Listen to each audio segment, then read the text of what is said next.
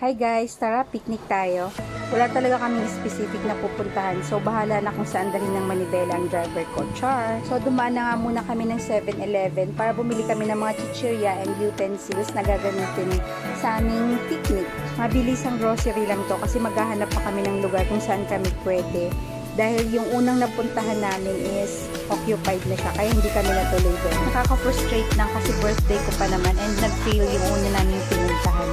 But it's okay because good things comes to those who wait. Dahil nga narating na namin ang napakagandang Lola's Heaven dito sa Infante Quezon. O diba napakalayo ng binahin namin. Dumating na kami ng past 11 and nag-set up agad kami ng pagkain kasi nagugutom na kami. Meron lang kaming undox and rice at juice and soft drinks. After 1 hour, naligo na din kami dahil sobrang lamig ng water. Ang sarap-sarap niyang magbabad and napakalinaw guys. Nanggagaling yung water sa falls kaya malinaw yung tubig at hindi siya na-stock up dito. Mas lalo mo siguro may enjoy dito pag summer.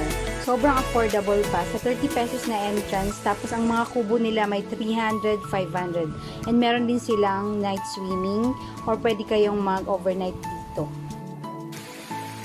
Sobrang lamig kasi galing siya sa falls. Ayan, running water pa siya. So, pauwi na kami guys and naisipan naming mag-stop over dito sa rider stop para magkape kasi unlimited yung coffee nila dito and at the same time, magti-take out na din ako ng pad thai kasi nastikman ko yung pad thai nila dito, masarap siya. Ang lamig pati dito, ito yung tinatawag na Little Baguio ng Marilake. Pwede kang magkape dun sa loob or dito sa labas pero mas gusto ko yung sa labas kasi nag-enjoy ako sa view ng mga halaman. Tapos, eto na yung binili ko na pad thai. Dumaan lang talaga kami dito para mag-take out ng pad thai and magkape. Paulit-ulit.